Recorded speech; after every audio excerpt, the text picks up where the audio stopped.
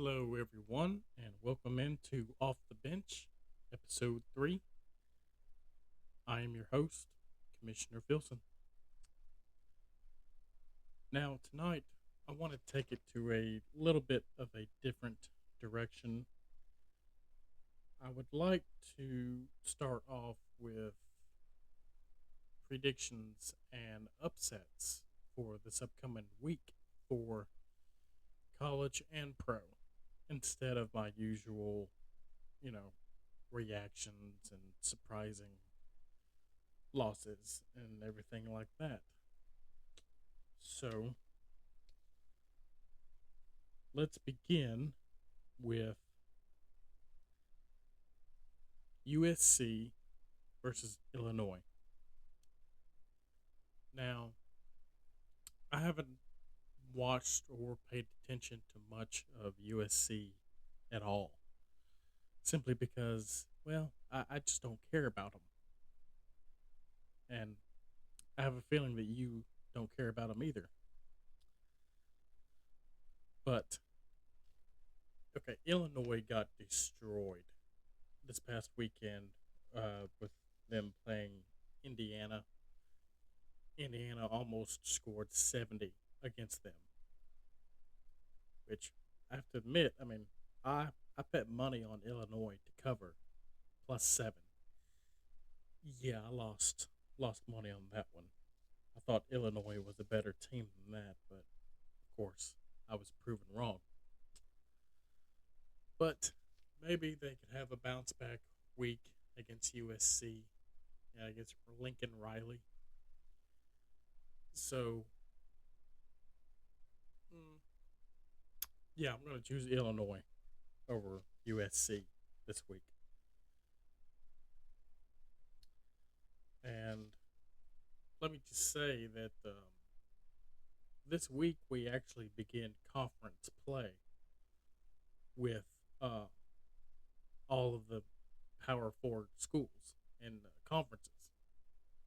Finally, that's a good thing too, because that means it's better football, better betting, better everything. So my second game I have here is Notre Dame against Arkansas. Arkansas got destroyed. No, they didn't get destroyed, okay? They had the lead against Memphis, and then they blew it. And they blew it big time. They were up, what, 32 to 17 or something like that. And then I turned it on the Clemson game,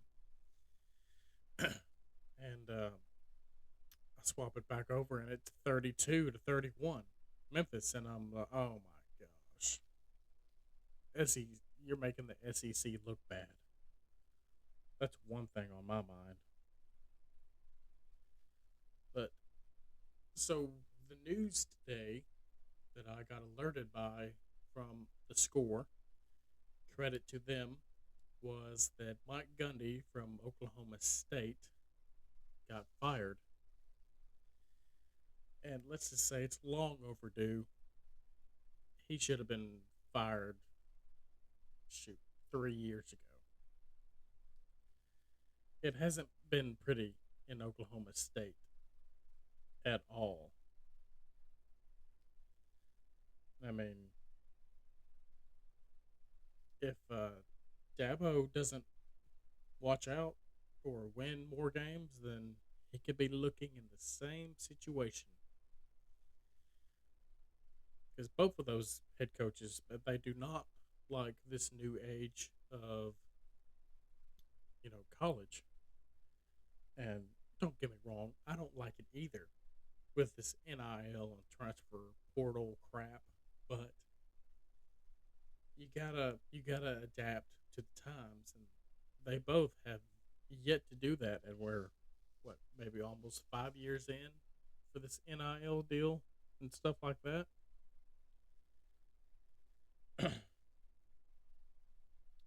So the third game I'd like to discuss is this Auburn and Texas A&M game, that SEC matchup. Now Auburn, call it what you want. They might have gotten screwed over that Oklahoma potential touchdown play, and they might have won the game. Who knows? But I doubt it. Okay, when your offensive line gives up 10 sacks in a game, you're bound to lose, no matter what. No matter what the situation is. I don't care who you are. And Oklahoma has a really good front seven. Let me just be clear on that. It's because their head coach is a defensive minded coach. But for Auburn and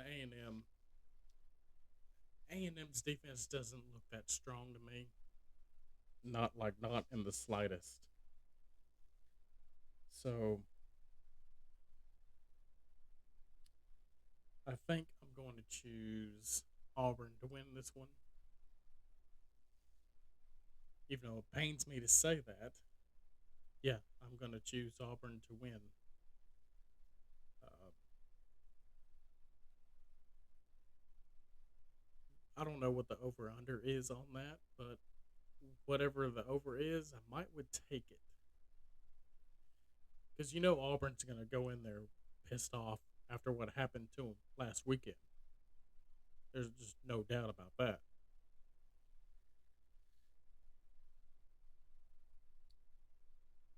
So this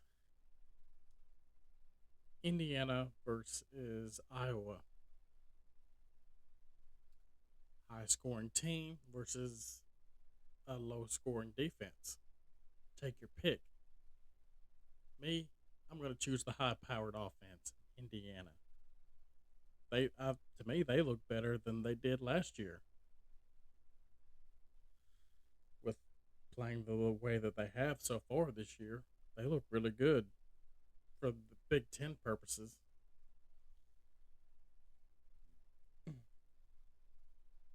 But I think that, yeah, Indiana is probably going to put 50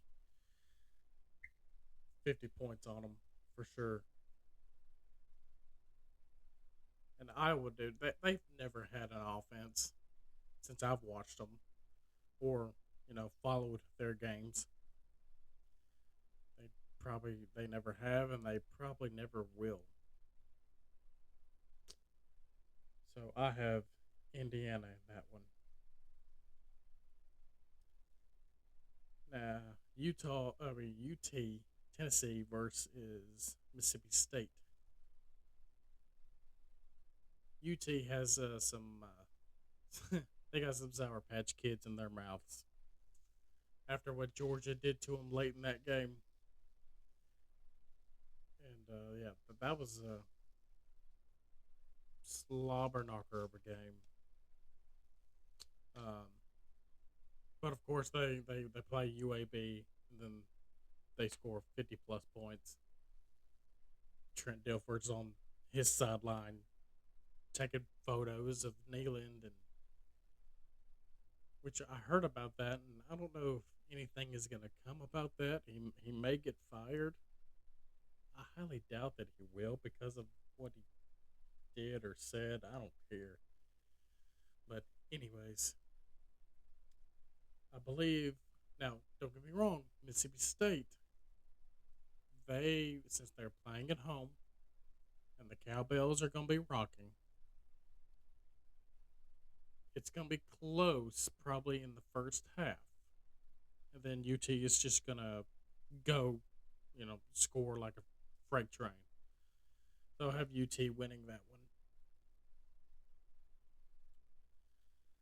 Now this is the game of the week, possibly the game of the year, like it was last season. This is Bama versus Georgia. Now this year Bama goes to Georgia, and it's the primetime ABC game. It's 6:30. Um, Bama had a bye week, so did Georgia, but I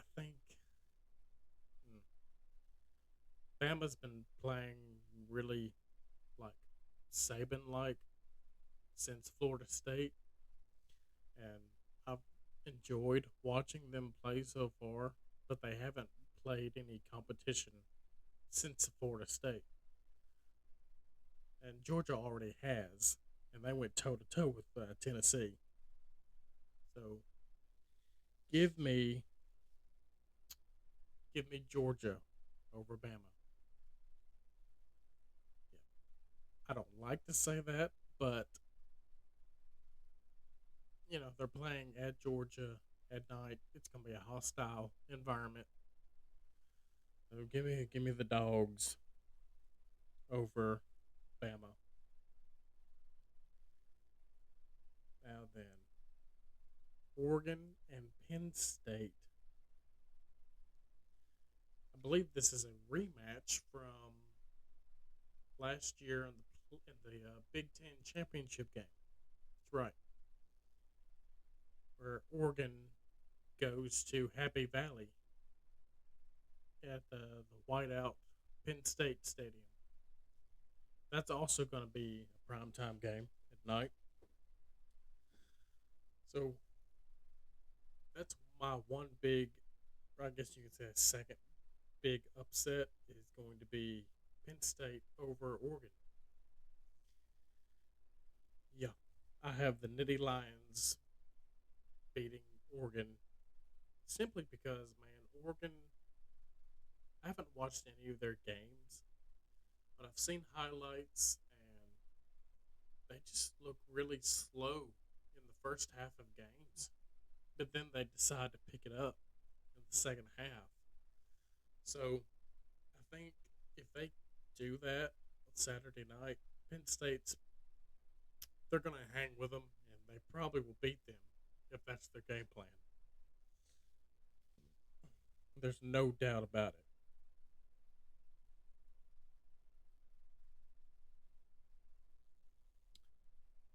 So Notre Dame against Arkansas.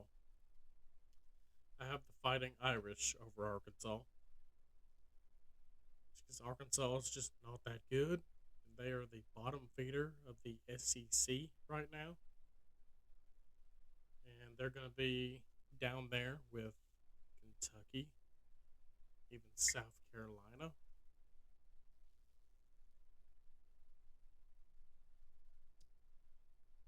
But yeah, that's I have Notre Dame. Ooh, and this one is really, really juicy.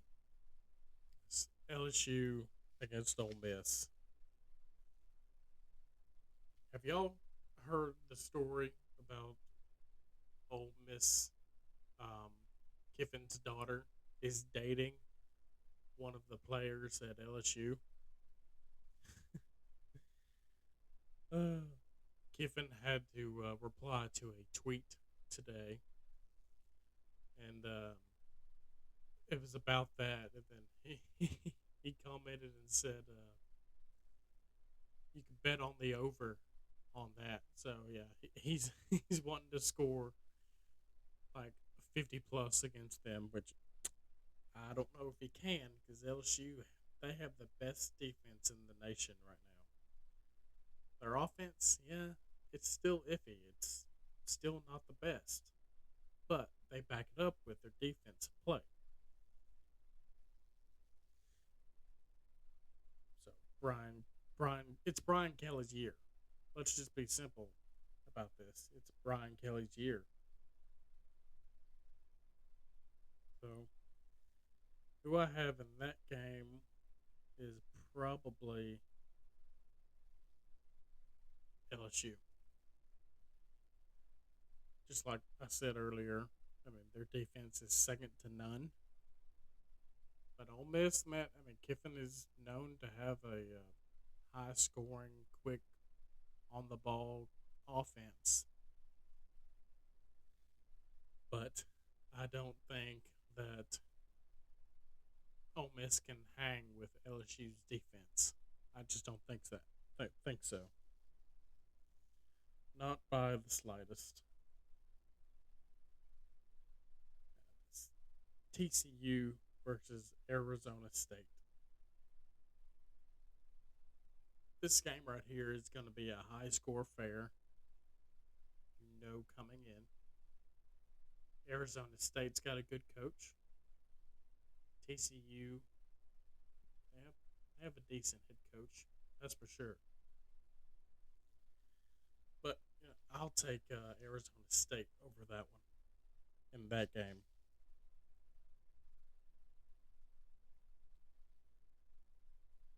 So, with that being said, I'd like to give you all my power rankings for. Now, this is strictly not going off of the AP poll or the coaches poll. None of that. This is simply my opinion, and this is really how well that these teams have played. So, with the second week of my power rankings,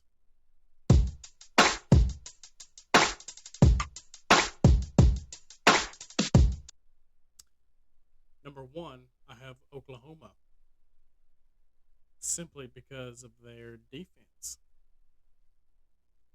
Now, I did get reports today from the score as well that that quarterback of theirs is going to be sidelined for a couple of weeks.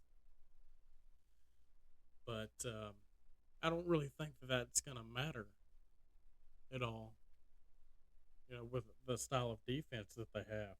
I just don't. Number two, I have LSU, simply because, just like Oklahoma, it's their defense. They have the best defense out there right now. And until proven otherwise, they're going to be top one or top two in my rankings, power rankings, that is. That's for sure.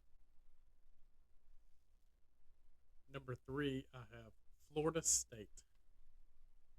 Yep, they're still going strong. Now, who do they have this week? Uh, it's probably just a low life ACC team, to be honest with you. But they probably hang about 70 or so points on them, because Florida State is still looking really good after week one against us. Number four, I have Miami. Now, Carson Beck didn't look great. He still looks like his old self from Georgia. But their team as a whole, I believe that they can get better with the talent that they have surrounding them. And they could be um, challenging Florida State for the conference championship game or title. That's for sure. As long as Beck is actually accurate with the ball, because he was not accurate at all against my Florida. So we'll have to see what he can do, because they have a decent enough running game to keep them in games. Number five is Ohio State. Now Ohio State actually plays Washington this weekend, so they begin their conference play. And look, guys, it's Washington. I mean, Washington looks okay, but at the end of the day, Ohio State's gonna hang 40 on them, and that'll be that. So Ohio State is fifth. Number six, I have Georgia. Reason why I have them number six is because of Gunnar Stockton, that quarterback of theirs. He can sling the ball. He can put it in harm's way when you need him to, or out of harm's way, really. Um, but they really need to work on their defense. If Tennessee can hang 37, 38 points on them, just imagine what anybody else could do against them. If Kirby doesn't get that defense, set up right, they could be really, they could have two, maybe three losses in the season, in my opinion, and not be in the SEC championship game. But we'll see. They do play Bama this week. That'll be a great test for Bama and Georgia. Truly, like it was last year. Number 7, I have Indiana. The Hoosiers. They they are balling like they're playing basketball. But lo and behold, they're playing football, and they look damn good at playing football. So they are number 7 for me. Number 8, Texas Tech. No one has given them really much love until this past weekend when they beat Utah at Utah. That was a really great quality win they had against them. Um, Even with their quarterback being injured throughout the game and their second string guy coming in there. I think he threw, two touchdowns, led them to a big win. Big win. Number 9, I have Ole Miss.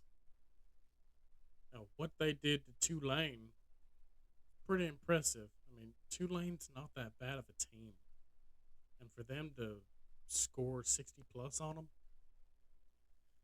it's really, really good, especially with what they do every year with the transfer portal and guys going off to the NFL or transferring to another school. They do really well with rebuilding, and all credit to Kiffin and his staff, that's for sure. Number 10, I have Georgia Tech and Haynes King. Haynes King is the king right now after beating Clemson on a last second field goal. And I think they had a bye week this past weekend. I'm not sure. But they still look good. They could cause some havoc in the ACC. Um, I can see them actually beating Miami. Honestly, if they do play them this year, so that was my power rankings, top 10 power rankings for college football, top 10. And let me just say, over the course of a really a full month of college football coming back, what does your team look like? What can you really evaluate your team after a month of football? Because this is truly where you begin to see where your team is and if they can improve from here. Because it's only going to get worse with conference play for all the major teams out there that are in the top 25. So let me know what you think in the Off the Bench Facebook group or Facebook page. Let me know, and I will definitely comment. And I want your reactions. what does your team need to improve on, or do you think that your team is actually worthy of making the playoff, like right now? Or you know, does Mike Gundy need to get fired, or well, he's already been fired, but does Dabo Sweeney need to be gone from Clemson? He might need to be. He might need to be. So with that, I will turn my focus onto the NFL, and I will do the same thing with what I did with the college football. I am going to give you my predictions for this upcoming week. So to start off the week, we have the Seahawks and Cardinals, a divisional matchup. And I think I like the Seahawks in that just because of their defense. Their defense looks good, and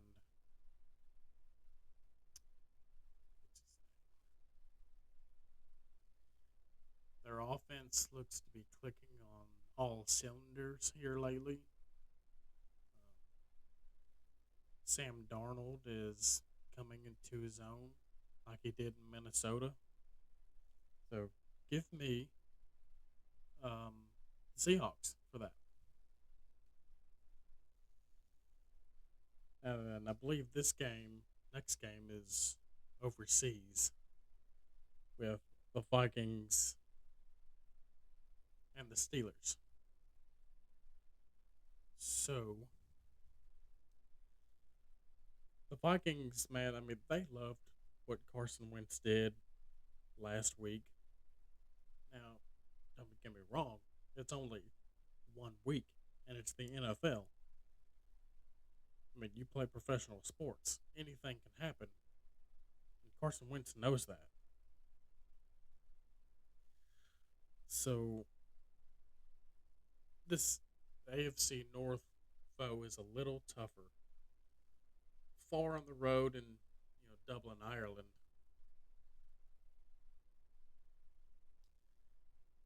I think the Steelers. I think that they pull it off with Rodgers in that early kickoff game at 9:30 in the morning, which is actually 8:30 here Central Time.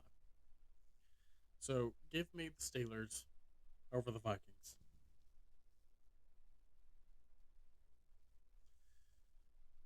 We have the Redskins versus the Falcons.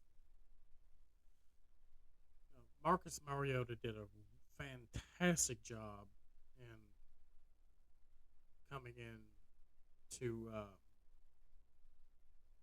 Jaden Daniels' role as the starting quarterback. It's a wonder if anybody will pick him up in fantasy football. I definitely would if he's going to play again, which I don't know if he will. I think Jaden Daniels is probably going to play this weekend because it didn't look like it was that serious of an injury. But they play the Falcons, and Michael Penix has been struggling these past 2 games mightily. But so give me give me the Redskins over the Falcons. Yeah. So this next game, it's so easy to pick. It's the Saints at the Bills. The the Saints don't have much of a run defense or downfield passing game. I mean, that plays right into the hands of Josh Allen and James Cook, especially. So I have the Bills winning this game against the Aints, rolling against the Aints. Truly.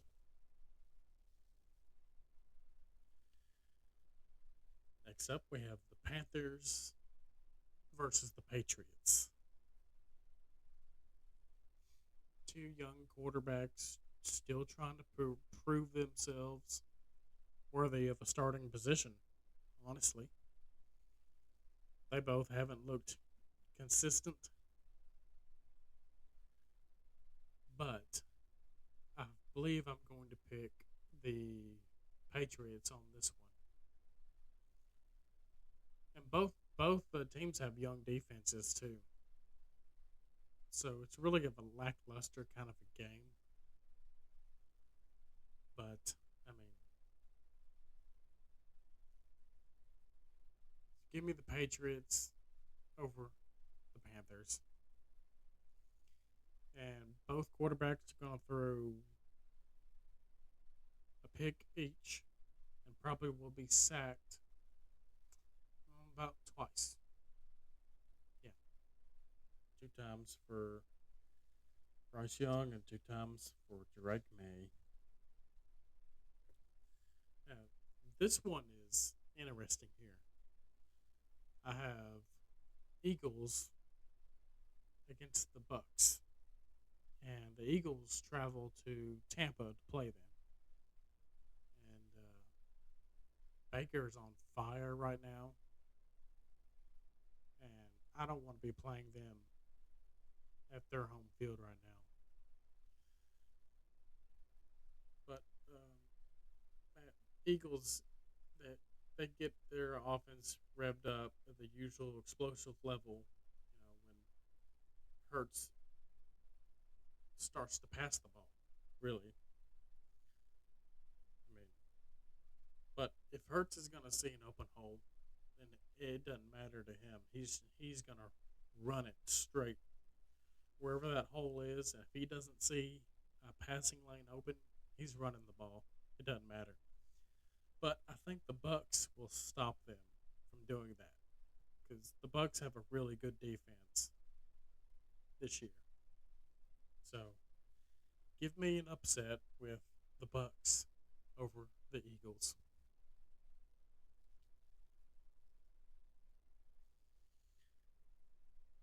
The another divisional matchup here is the Titans against the Texans.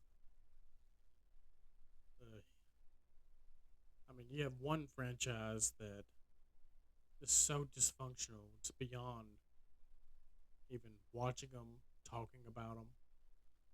Trust me, it's not looking good in Tennessee at all. But the Titans are trying to hang tough defensively and are struggling with teams that are balanced. That's a given fact. I mean,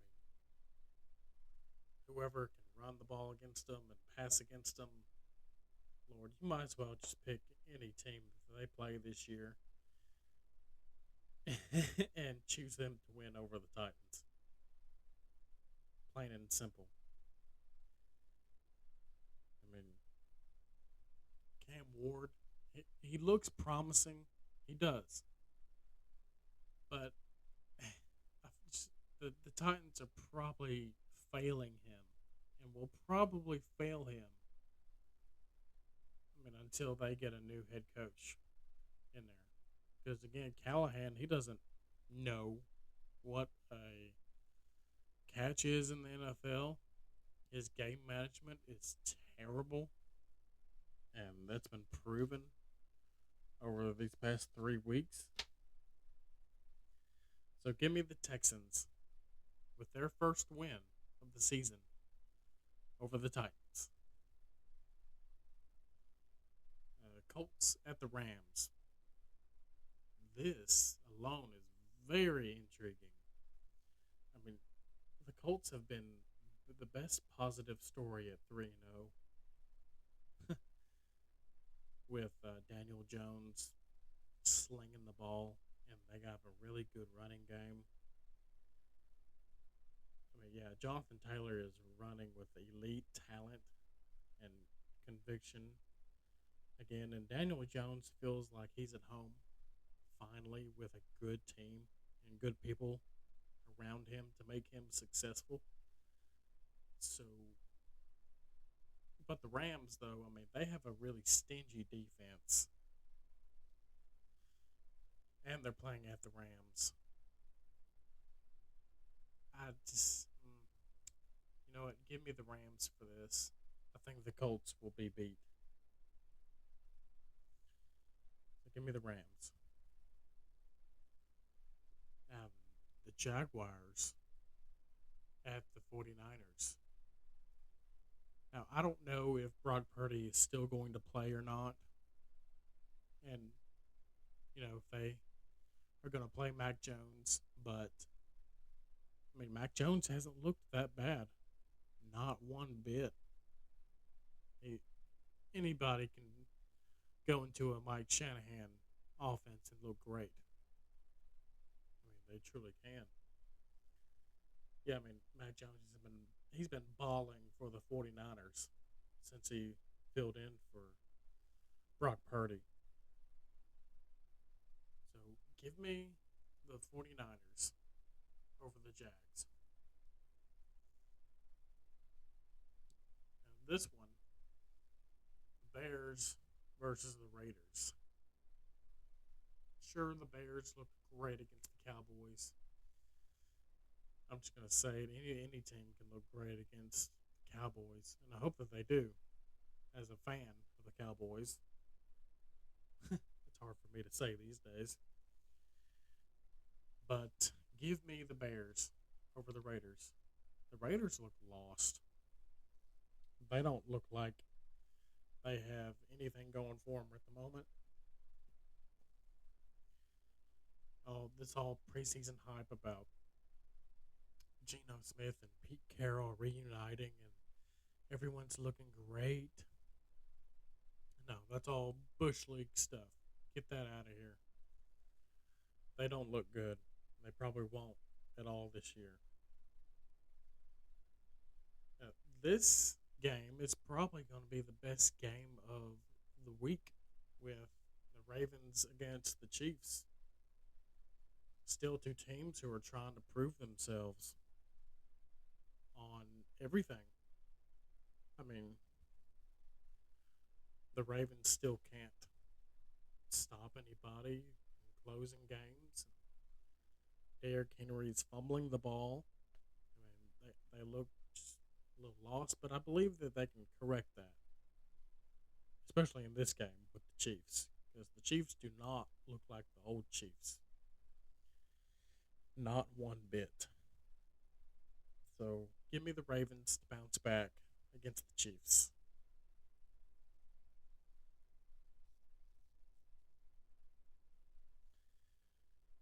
Mm, Chargers against the Giants.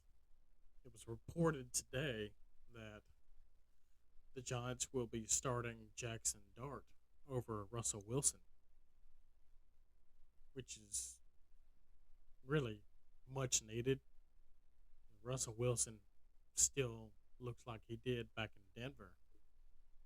Terrible, poor decisions with the ball. I mean, now he looked good against the Cowboys, but like I said, I hope every team looks good against the Cowboys. That's just my spiteful hate going out for Jerry Jones for making my team look like a bunch of hooligans. But give me the Chargers over the Giants. The the Chargers look like a complete team from top to bottom. Great defense, good running game, and Justin Herbert looks the best that he's ever looked throughout his whole career. So give me the Chargers over the Giants. We have Browns versus the Lions. Now, the Browns surprised us all last weekend when they beat Green Bay. I was shocked myself because I didn't think Green Bay was going to lose a game at all this year, but they did, and I'm happy for that. And the Lions, man, they still like their old selves. High scoring offense, defense looks mean, looks hungry. So give me the Lions to whip all over the Browns this weekend, like 35-3. Jared Goff 2+ touchdowns. Jameer Gibbs running all over the field. Yeah, dare I say this? Packers at the Cowboys. You could say that this is a revenge game for Jerry or Micah, really. I think it's more about Micah than Jerry at this point.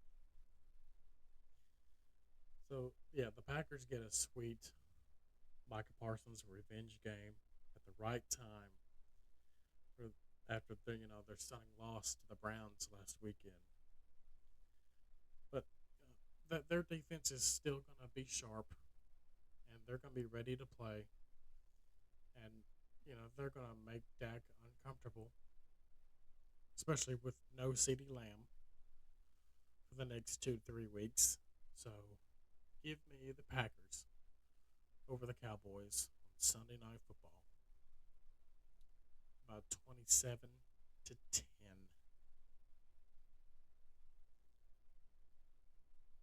Okay. Next up, we have the Bengals against the Broncos. I mean, between Jack Browning and Bo Nix, this can be a sloppy turnover fest. But the Broncos field the better overall defense, and Browning is making bigger mistakes than Bo Nix is. That's a given fact. I mean, Denver can win on the ground to take pressure off of Nix, but while Browning can, be swarmed again by a tough pass defense. Give me the Broncos over the Bengals. The Bengals are going to need a lot of help. The Broncos, man, they can correct their mistakes. I believe that with Sean Payton as their head coach. There's no doubt about that.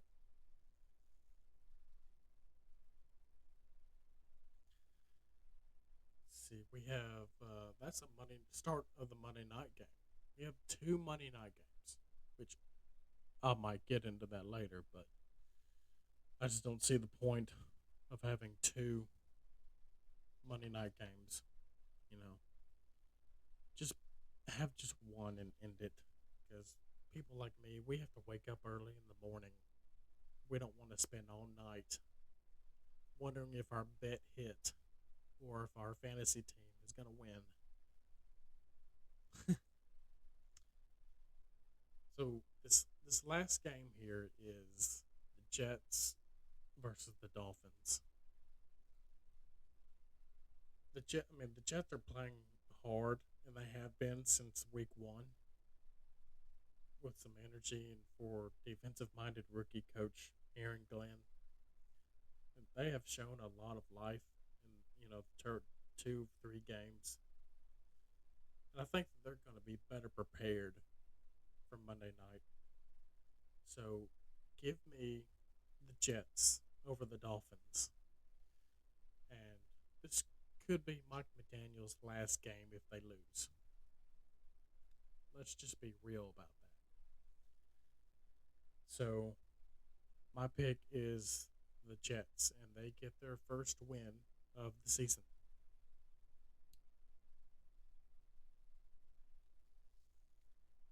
And so that was my predictions. You can say upset alerts, but really, I mean, it's the NFL. Anything can happen from week to week. That's what I've seen over the last 20 plus years. I've been watching this game, but now it is time for my power rankings for the NFL.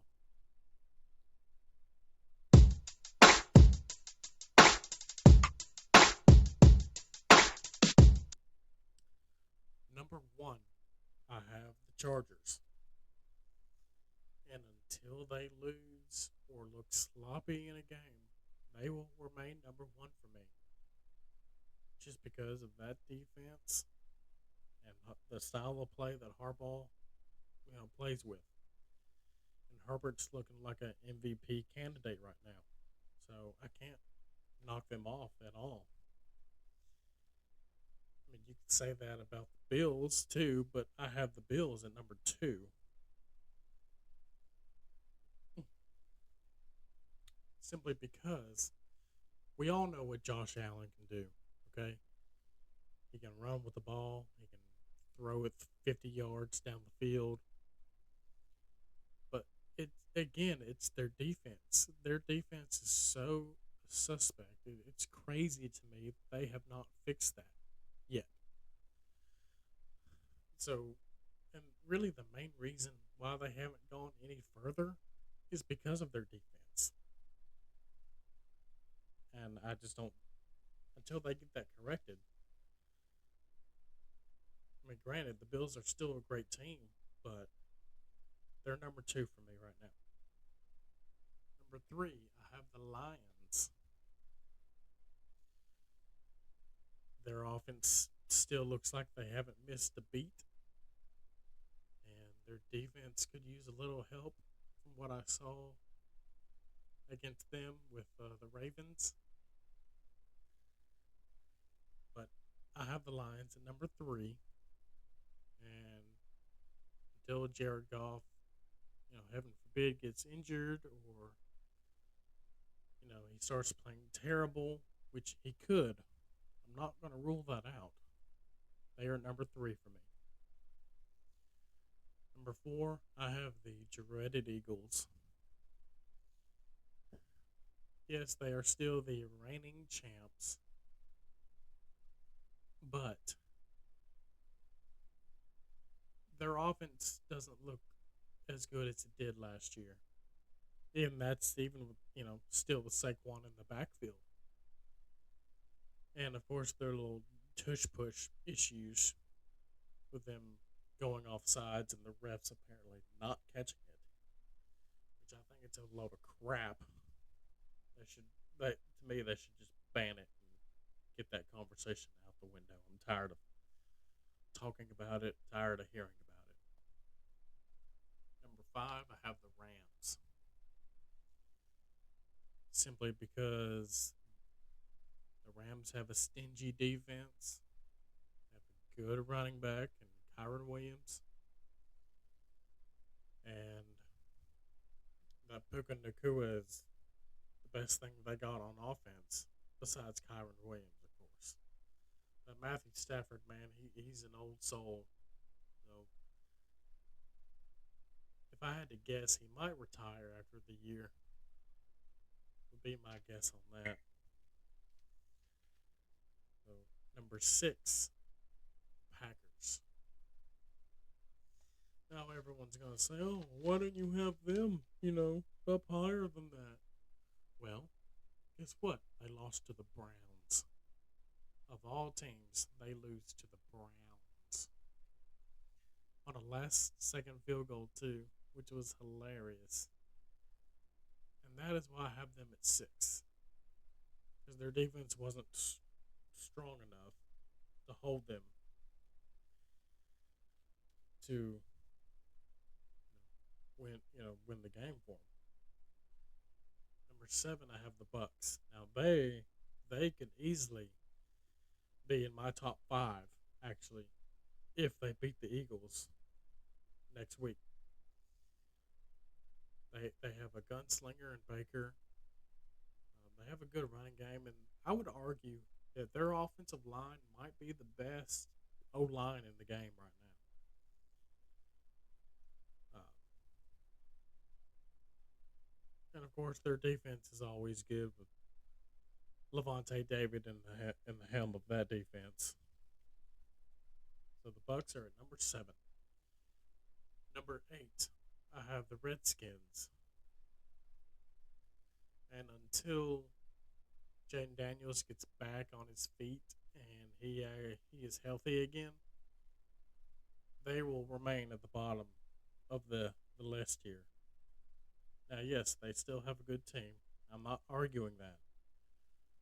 But they remain at number 8 for me until proven otherwise.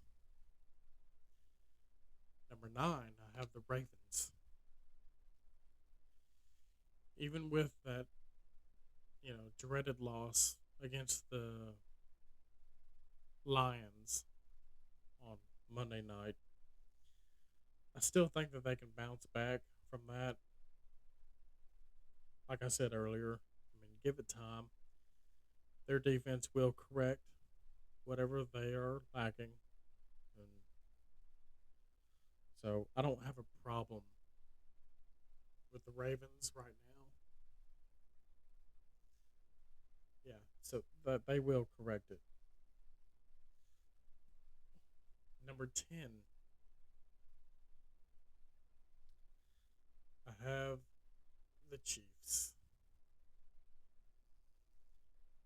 Yes, they still have. And okay, the reason why that they are on this list, it's only because of Patrick Mahomes and nothing else. Mahomes can always, you know, get them out of a situation as he always has, and he will always look great. So that is, yes, they have some injured pieces on their team right now. Their running game doesn't look all that great, but they still have Mahomes, and we all know what Mahomes can do, as he does every year. It's just taking a little bit of time, to get them to where they need to be this year, especially. I actually look down to earth this year than they have in the past. So, yes, 1 Chargers, 2 Bills, 3 Lions, 4 Eagles, 5 Rams, 6 Packers, 7 Bucks, 8 Redskins, 9 Ravens, and 10 Chiefs. Now, again, please feel free to comment on the my Facebook page and let me know what your power rankings are or your top 10 for college and pro. I would love to discuss all of this with you all. That'd be great. Great interaction with all you people. So, this concludes my episode, and I hope you all give a great listen and react.